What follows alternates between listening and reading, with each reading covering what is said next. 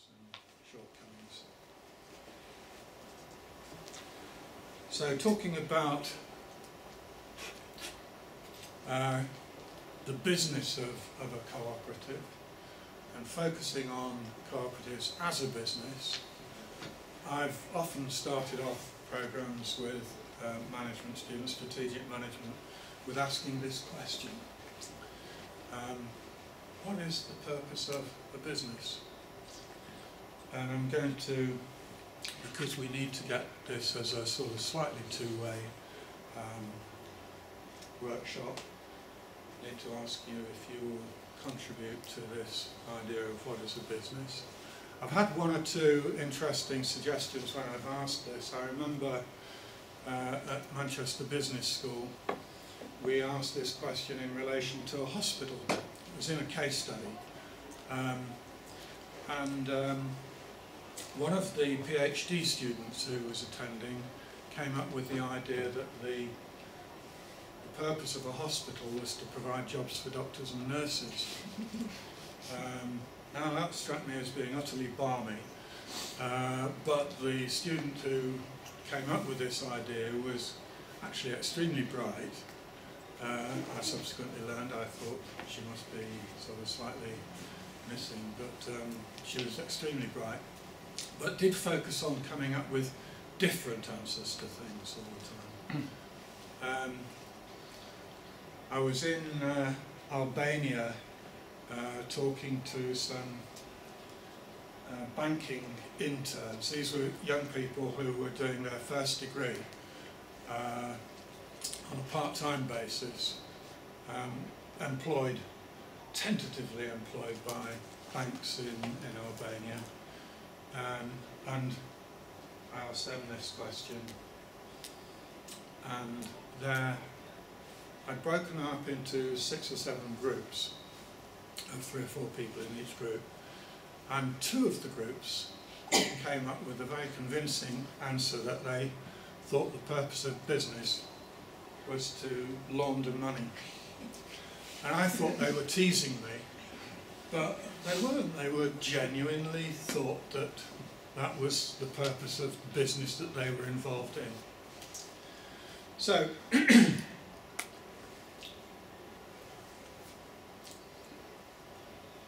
what about it? John Moores, what's the official John Moores line on? We have some John Moores students here.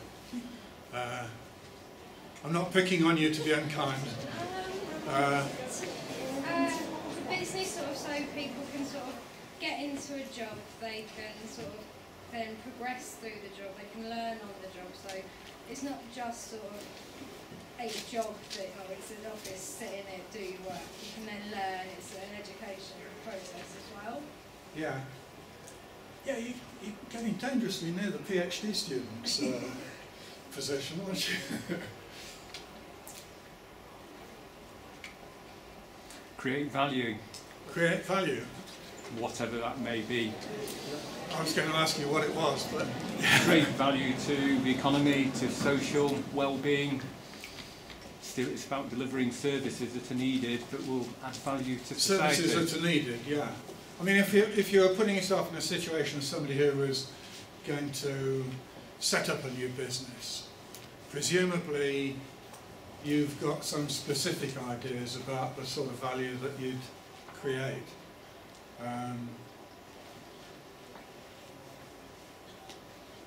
To make a profit. The purpose of business is to make a profit. Yes. Is that creating value, do you think? No, probably not. But it's making some money. I think it depends on how you interact with the business as to how you will answer that, but it's probably a commercial frame or structured framework in which to transact. And it could be transacting in order to deliver a service, or it could be transacting in order to make a profit. And it will be different things to different people within that organisation. Yeah.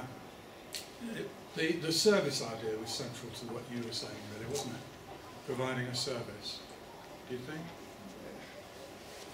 because I think that's the norm, but it might not be. It could be about getting fulfilment. It could be about getting training and experience. It could be about buying products. It could be about buying or delivering services. It could be all sorts of different things. Yeah.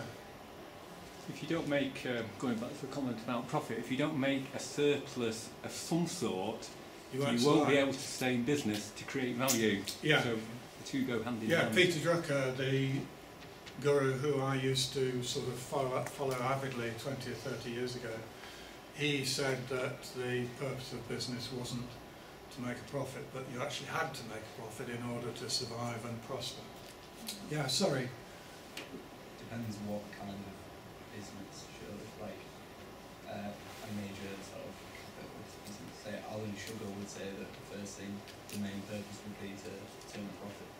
But then say the co-op would be to put back into for the employees and back into the community. Yeah, you're spot on. I'm going to be, I hadn't thought of mentioning Alan Sugar, but it's nice to have him mentioned because he's the sort of ogre type person that I would be instancing. Yeah. What about meeting the needs and aspirations of people? Meeting the needs and aspirations of people. Yeah. What's wrong with that? Is that related to creating value? Yeah. And that's providing the service. Yeah. Yeah. So if you're a would-be entrepreneur, you'd have some specific idea about a product or service that you wanted to, that you perhaps had special expertise in, or some prior position where you thought you would be able to make a go of it. But what you'd want to know is that the people actually need it. Yeah.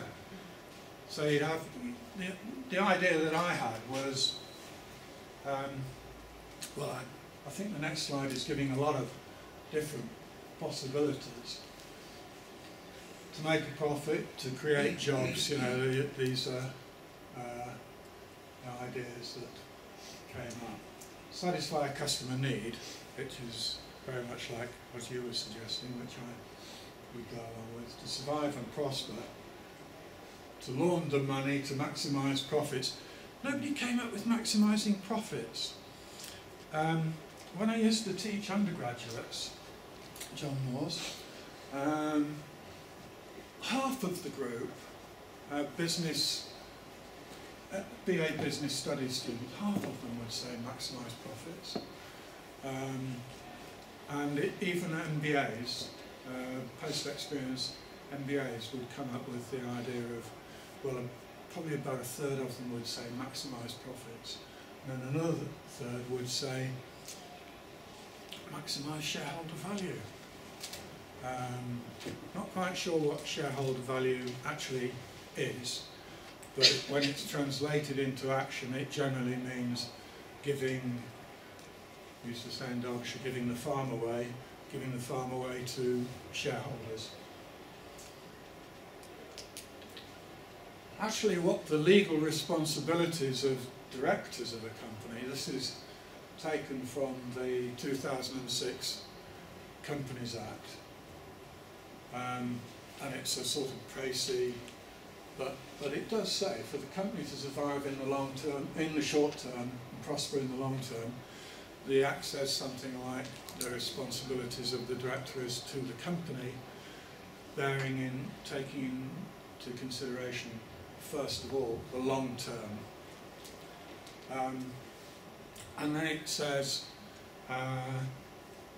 the Act says, having regard to the interests of, and then lists these various people, customers, employees.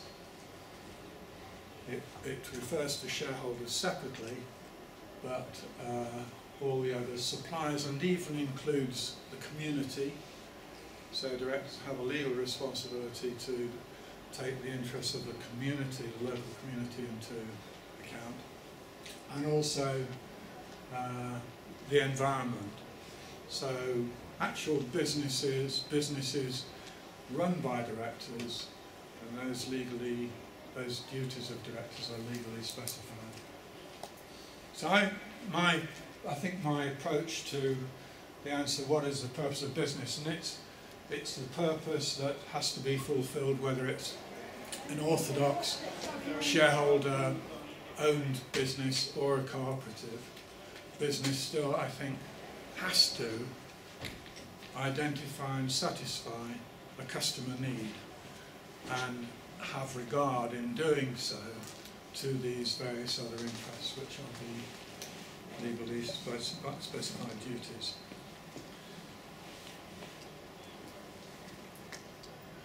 I'm going to just dwell for a moment or two on economic theory, because economic theory seems to me to have subverted business, so that nowadays company directors very often don't regard those legal duties that are specified in the Companies Act as real. The legal duties of a company director, it's quoted so many times in the press and on the radio, on the media, wherever they're talking about these things, that the legal duties are solely to the shareholders, the owners of the business, which leads to a whole lot of trouble. And it's the theory and the impact of theory on the practice of business that is my main interest, and this is the theory that I'm particularly concerned with. And this is a hugely simplified version of how economics has developed over the years. I go no further back than Adam Smith, although there were prior people who might have been referred to as economists before then. But going back to Adam Smith, 1776, when he published The Wealth of Nations, and one of the most famous sort of quotes from him is that it's not to the benevolence of the butcher, baker and brewer that we owe our dinner, but to their self-interest, for their concern for their self-interest. And that always struck me as a fairly reasonable thing. The butcher, the baker and the brewer are in business. They are satisfying a need, but they're also having regard to their own self-interest. Over their lifetime, they're looking to earn sufficient money to look after themselves and their dependents for the whole period. And they're not actually trying to screw their customers, they're trying to develop a long-term relationship. So the difference, that the Smith input was not a maximising approach, not a business of trying to screw the customer, but to actually develop a long-standing relationship with customers so that they can provide over the long term. The other thing that was important in Smith, in this very, very simplified and superficial, if you like, review, is the role of finance. Modern finance had just begun to come into existence when Smith was writing.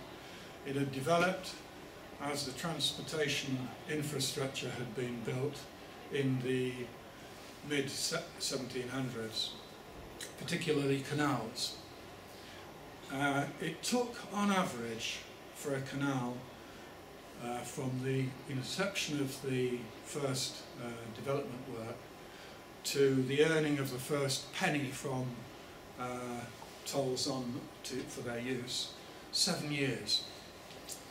At the start of the 1700s, nobody had that sort of, because you had to have gangs of navvies working, huge amounts of investment for that long period of time. Nobody had that spare cash hanging around. Even the landed gentry, their assets were in property rather than cash. And so the financial sector, banks, stock markets, were brought into existence to support that kind of investment. And canals is a classic example, but then it went on in mills and factories later on, providing large-scale investment. The point I'm trying to make there is simply that in Smith's time, that first phase of the economic theory development, finance was supportive of the real economy, supportive of long-term investment in the real economy, in manufacturing and in infrastructure, etc. Second stage that I've noted is the inception of neoclassical economics around about the turn of the 19th, 20th century, which modelled economics on mathematical approaches, mathematical modelling of markets, of firms and of individuals. And that was when the idea of maximisation came in, and it wasn't capable of taking time into account, so it became an extremely short-term concept. Maximising profit overnight would be the logical way to behave. And then the third critical change that that seems important to me in relation to economic theory and business is the Friedmanite difference. I think the next slide is actually this statement which sums it up fairly nicely. Few trends could so thoroughly undermine the very foundations of our free society, which was one of Friedman's main concerns, the idea of freedom and his particular construction of it. And the acceptance by corporate officials or company directors of a social responsibility other than to make as much money for their stockholders as possible. That sort of rides roughshod over the law, completely contradicts what the legal duties of directors are. And it seems to me that's the most important contribution of economic theory to how practice has been subverted.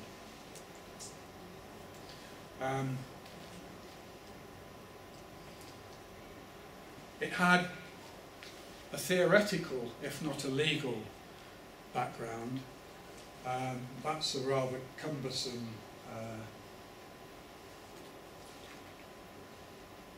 slide, but in effect what it's saying is that the company is what was referred to elsewhere as a legal fiction, that people in the company report direct to shareholders.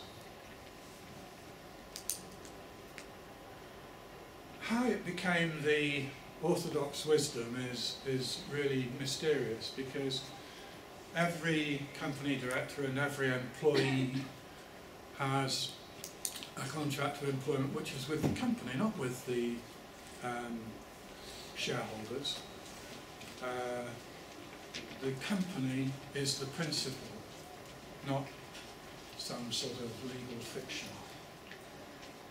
This is the original theoretical article, Jensen and Meckling, which is very famous within economic circles. And it's a completely odd statement that the company is a legal fiction.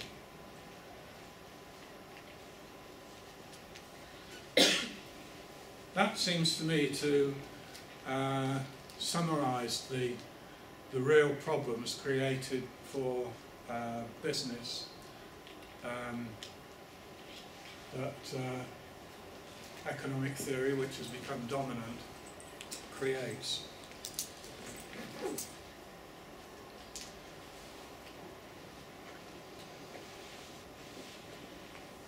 There are two things that we still live with, which is neoclassical economics and the Friedmanite construction of it. Neoclassical economics was referred to by a guy called Guy Routh. It's been referred to by many different economists, because economists don't all agree with current orthodoxy.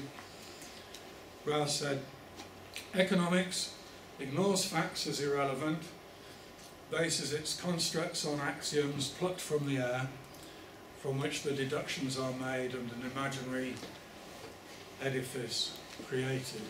So the whole of the neoclassical theoretical construct is pretty unrealistic. If you look at the idea of economic man, I don't know if you've ever met one, but there may be individuals who do conform to some aspects of the economic man, but most of all human beings are human beings. They're generous and irrational, as well as being mean-hearted and self-interest maximising rational.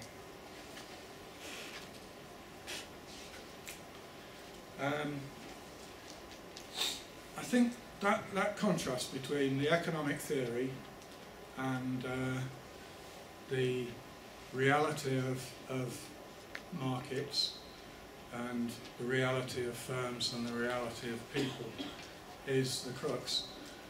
What it's led to is the reversal of the role of finance from being supportive as it was originally to being operative on behalf of shareholders, with the main role now being the extraction of value rather than the creation of value. The financial sector, including the traditional banks, investment banking, various sovereign funds, private equity, hedge funds, the whole sort of sector of finance is focused very much on the extraction of value from companies by focusing on mergers and acquisitions. The role of mergers and acquisitions being the stripping of assets to realise value very, very short term. That reversal from being supportive to being predatory on the real economy seems to me to be the great failing of orthodox economic theory. And that's what the cooperatives have an answer for, because cooperative organisation isn't vulnerable to the machinations of the financial sector via the stock market. But I want to give a few minutes to considering one of the rather symbolic actions which was fulfilling the orthodox wisdom, and that was the Cadbury takeover by Kraft. If you put yourself in the position of a Cadbury director, okay, you've got a highly profitable company, it's a well-regarded brand globally, you've got Kraft who have got some shortcomings and they need a bit of a prop, and so the idea has been mooted that you're as directors going to be asked to decide whether you recommend or don't recommend the takeover by Kraft. One of the things that you consider is that the price that Kraft will offer, typically when a company comes on the market for a takeover, there's about a 40% average jump in price, share price, that will be offered to the share price that was quoted prior to the bid being mooted. So that huge premium will take a long time for Cadbury, for your company to achieve if you don't go for the bid. On the side, of course, you get 12 million quid each for recommending the bid. But I mean, we should leave that on one side. That's not to cloud your judgment. Okay? I think we're okay.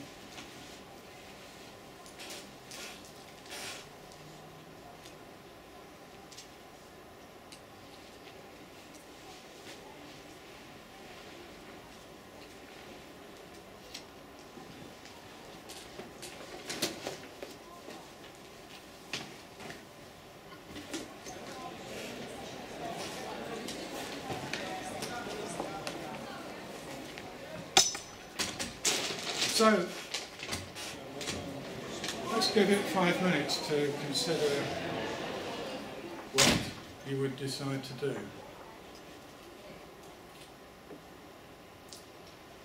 Are you going to recommend the bid, or are you going to reject it?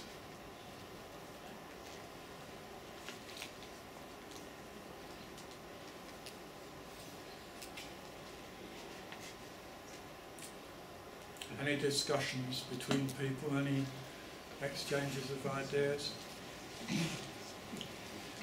I'll suggest that they reject the bid. Sorry? Reject the bid. You'd reject it? Yeah. But that's because you're not acting rationally, are you? No, realizing the fact that 3 years for Calvary to achieve the offer price if they stay independent. Okay?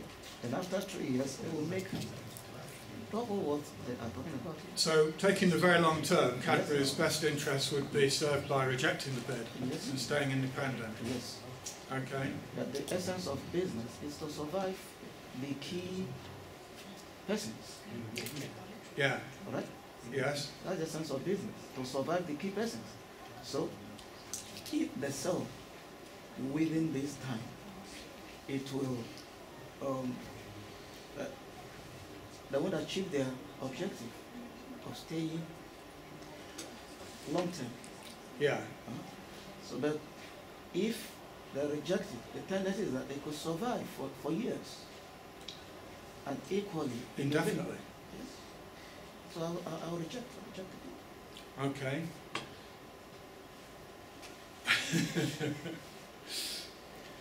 I think the key issue for me is that unfortunately the legal structures of the organisation create an inherent conflict of interest for every individual, and it depends what their price is in terms of compromising their ethical and social values to, you know, financial.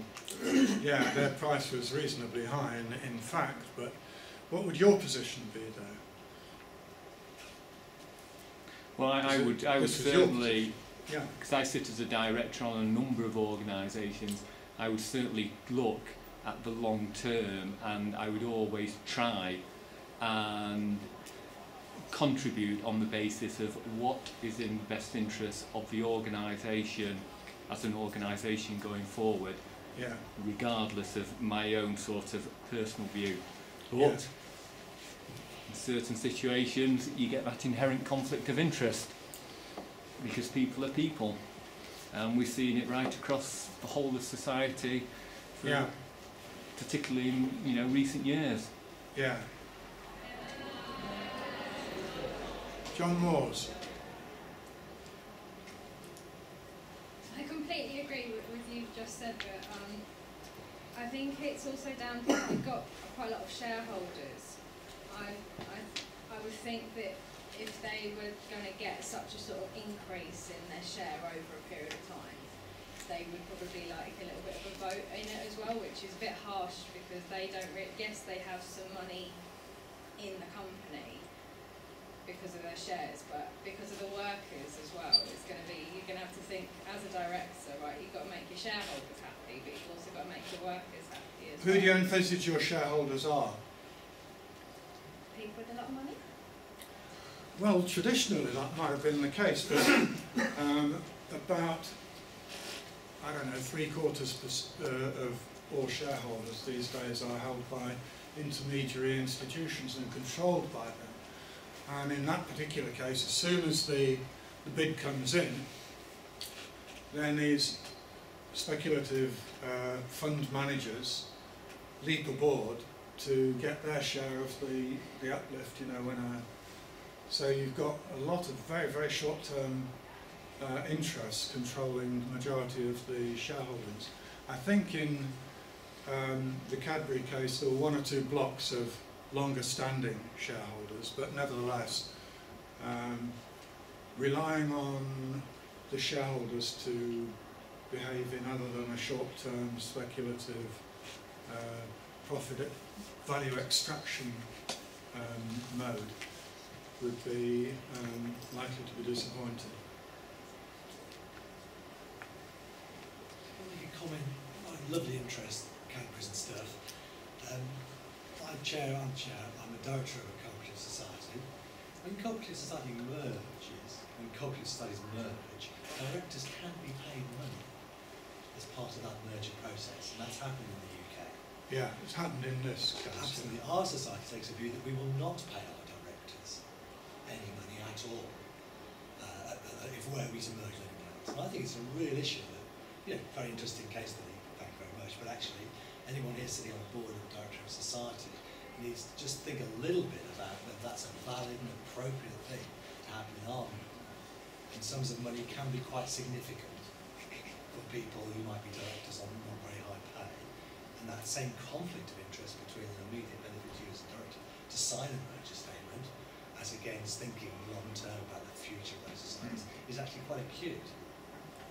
Yeah. Sorry, thank you slightly off. So, no, yeah, but I mean, that's an interesting point. The argument would be that that should be made perhaps illegal, that directors should be paid for any particular decision or rewarded.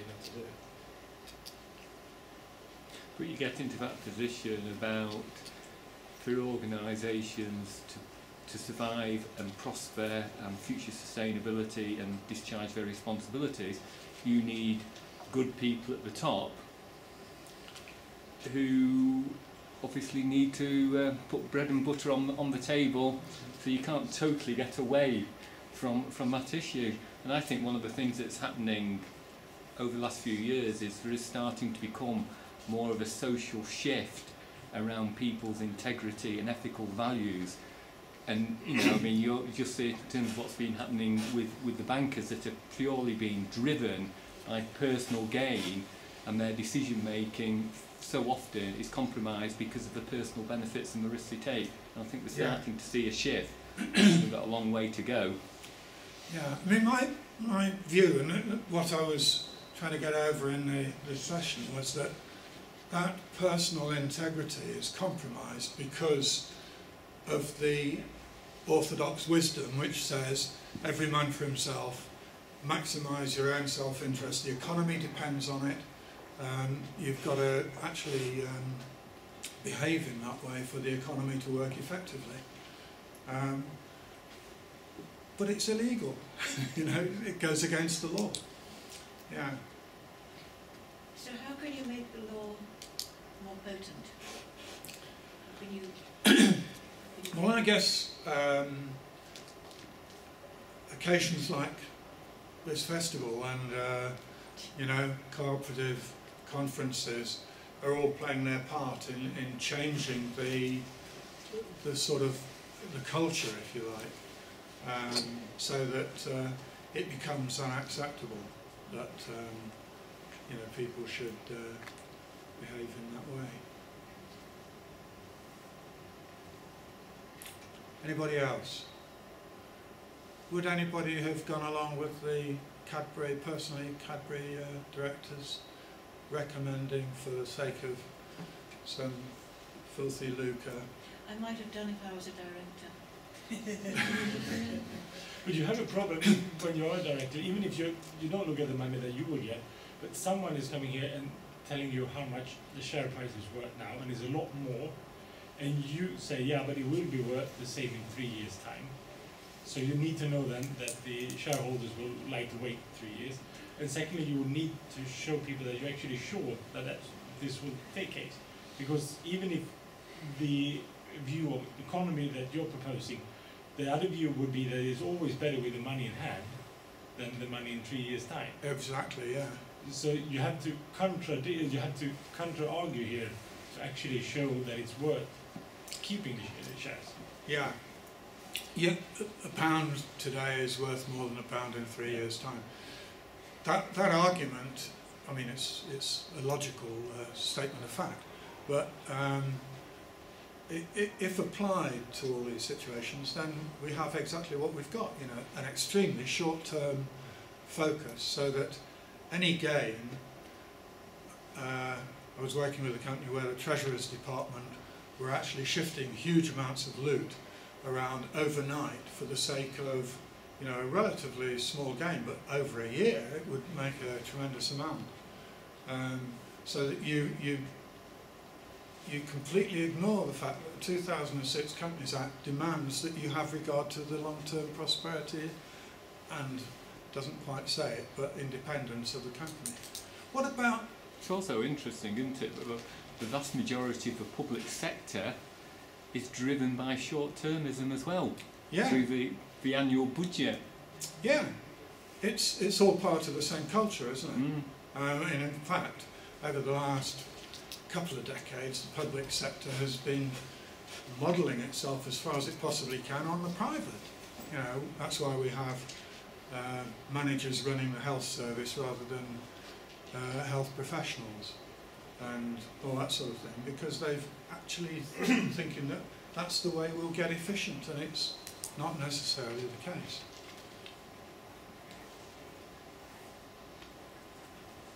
Anybody else?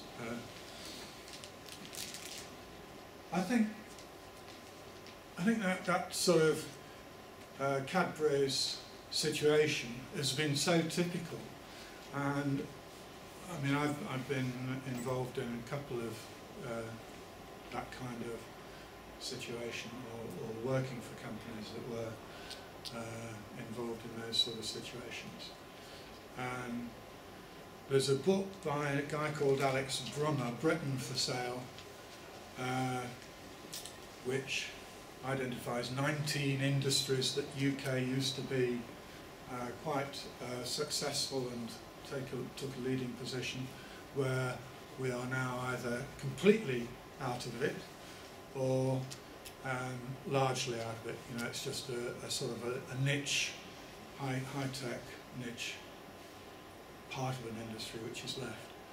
You know, machine tools, shipbuilding, iron and steel, etc. Tremendous list of those things.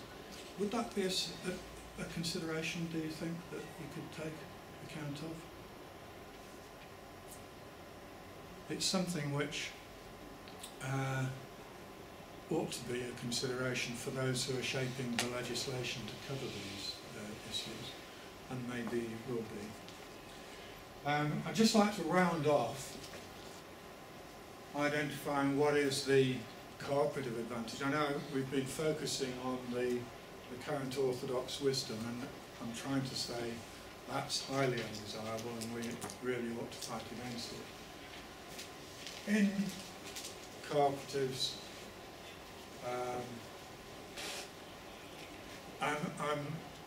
I would have regard to cooperation in a wider context even than just cooperatives themselves. There are cooperative elements in various other jurisdictions.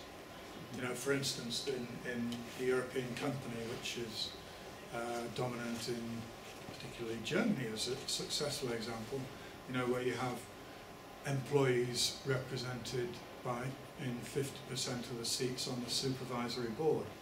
So they enjoy some of the cooperative advantages in terms of defence against the predatory financial sector. Financing cooperatives sometimes is thought to be a huge problem, and it certainly is for small companies, no doubt. But one ought to note that actually among the FTSE 100 leading companies, the percentage of funding actually provided by shareholders is only around about 12%. The vast majority of financing is provided by retained profits. Making the long term the dominant focus, which is possible to do if you've got protection against the financial sector. Involving members in managing the business and owning the business is going to be largely the subject of another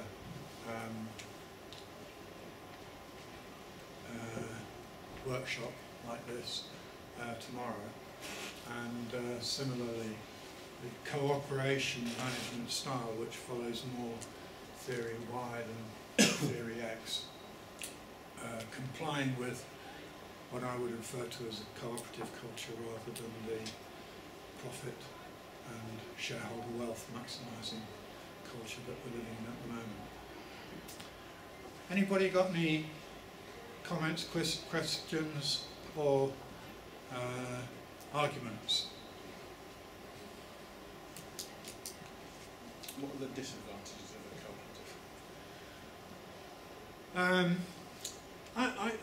It's a good question because I've struggled to recognise them. I think the disadvantages are more perceived than real. The big disadvantage is the argument that's raised against them is related to financing of them. And I think that's very much more perceived than real, because large companies don't get finance from their shareholders, and in fact it's not really an issue except for small companies. But I don't think if you're talking about SMEs, startups, that sort of thing, the cooperatives are in no weaker position than anybody else. Yeah, we've got about 30 seconds. Yes, do you think the idea of sort of the big society that sort of Conservative or sorry, Coalition are thinking of is basically the fact that they are saying to businesses that are failing, become a co-op